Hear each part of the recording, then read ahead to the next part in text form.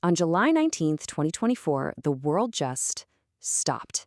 It wasn't some big, coordinated cyber attack. It wasn't a solar flare. Nope, it was something way more ordinary. And honestly, that makes it so much more terrifying.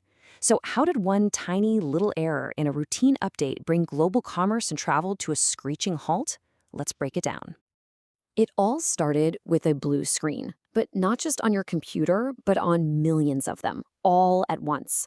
Microsoft later confirmed it, something like 8.5 million devices around the world. We're talking servers and data centers, computers and hospitals, even the cash registers at your local store. They all just crashed simultaneously. And the fallout? It was immediate and honestly catastrophic. Airline systems were some of the hardest hit. Just imagine it. Airports from New York to Mumbai. The check-in desks just go dark. Everything has to be done by hand. Delta Airlines alone said over 7,000 of its flights were grounded, all because of this one outage. When the dust finally settled, the financial hit was just staggering. Analysts figure the total damage to the global economy from this single event was upwards of $10 billion. Insurers were getting ready for over $1 billion in claims just for businesses that couldn't operate. So, this brings us to the big question. I mean, a failure this widespread, this perfectly timed, it really looked like a state-sponsored cyber attack, right? But the truth? It was hiding in plain sight. It wasn't an attack at all. It was an update. That's right. The culprit wasn't some shadowy hacker group. It was a faulty software patch from CrowdStrike, a huge cybersecurity company whose entire job is to protect the very systems it accidentally brought down. The irony is just, wow. To really get how this happened, you've got to understand what CrowdStrike does. Their Falcon software is basically a digital security guard that lives inside a computer. And it's on millions of critical machines. Think big banks, governments, you name it. And its job is to watch for threats. But to do that job, it needs deep, privileged access to the heart of the operating system.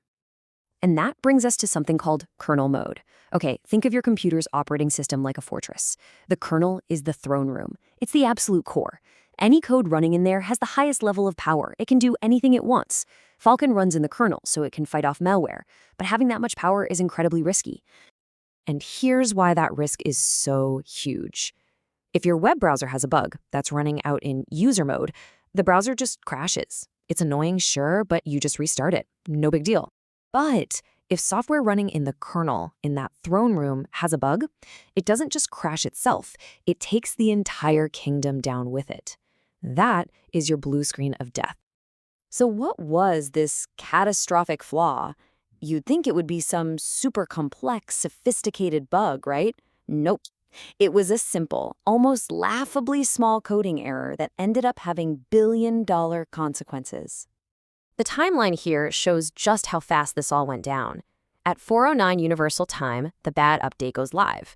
Just about 80 minutes later, CrowdStrike figures it out and starts rolling it back. And by 9:45, a fix is on its way. I mean, that's a pretty fast response, technically speaking, but for millions of systems, the damage was already done. And here it is, the tiny mistake at the heart of it all. A configuration file in the update was supposed to have data organized into 21 different fields. The file that actually got sent out? It only had 20. That's it. That's the whole problem. One missing piece of data. So how does one missing field cause this massive system-wide crash? Well, it's a chain reaction, like dominoes falling. First, the broken file with 20 fields shows up. The code is still expecting 21. But then, and this is the absolute key failure, the code never stops to check. It doesn't have what's called bounds checking, so it just blindly tries to read that 21st field that isn't there. That causes a fatal memory error. And because this is all happening in the kernel, the operating system basically panics and hits the emergency shutdown button to prevent more damage. Blue screen. Game over. In all of that, every single grounded flight, every offline hospital, every dead cash register, it all came from that one missing data field and the code's simple failure to double-check its work. It's just a crazy reminder of how fragile these complex systems we rely on really are. So you see, this wasn't just a coding bug. It was a total process failure. And that leads to the really important question. How do we make sure something like this never, ever happens again? When they did the postmortem, they found a whole bunch of breakdowns. The testing wasn't good enough. It seems they only tested for when things go right, not for when a file is messed up. The file itself didn't have a version number, so the system had no idea it was using an old, incompatible format. But really, the single biggest failure was pushing this update out to everyone, everywhere, all at the same time. And this right here is the key takeaway. You can never write perfect, 100% bug-free code. It's just not possible. So you have to have a deployment process that contains the blast radius for when, not if, a bug gets through. So what does that smarter process look like? It's called a phased rollout, or a canary release. The idea is simple. You don't push the update to everybody at once. You start small. First, just on your own internal systems. Then you roll it out to a tiny group of pilot customers. You watch everything like a hawk. If it's all good, you expand to a slightly larger group, and then larger, until finally you go global. If they had done this, the error would have been caught in step 1 or 2, affecting maybe a few hundred machines, not millions. So what are the big lessons here? First, you've got to treat every change, even a simple data file update, with the same seriousness as a major code release.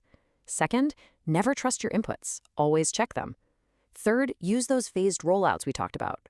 Fourth, have a clear, non-negotiable checklist for when an update is actually ready to go live. And finally, you have to recognize that when you rely on a single vendor for something so critical, you're creating a massive single point of failure. Look, the CrowdStrike outage was a huge wake-up call for everyone. It showed us how a single, trusted piece of software that's on millions of devices can become a trigger for a global disaster. It wasn't malware, but the lesson is exactly the same. We have to build systems that are more resilient. Which leaves us with one last thought. We just saw what happens when one piece of security software fails. So what happens next time?